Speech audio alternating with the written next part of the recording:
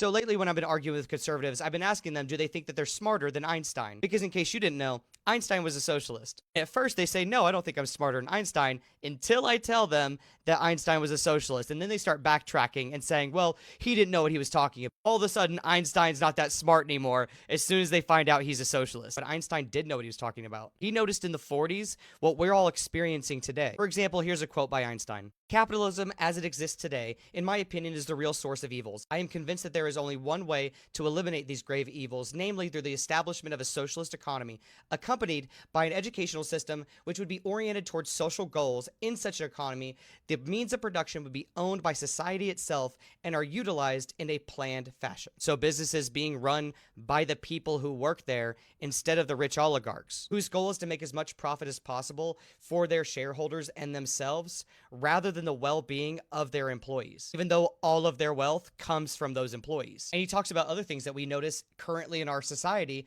like the concentration of wealth in just a few people's hands. He mentions how our political system gets hijacked by rich people because they have a hand in who gets elected. He also mentions the evils of individualism, where our society is created in such a way, instead of helping each other out, instead of having a community where we all benefit each other, we have radical individualism that we're all after ourselves and benefiting ourselves only instead of helping the collective. This is why we're so polarized against each other, because we don't realize that we are a community. That sense of community has been stripped from us so that they can exploit our individualism. The fact that we don't realize that something bad happening to our neighbors is something that impacts us and we should care about is exactly what they want. They don't want us to see ourselves as a community. He also mentions how corporations don't pay their workers what they actually earn and deserve. They pay them as little as humanly possible, or as little as they can, until the worker revolts. Einstein also mentions how corporations and oligarchs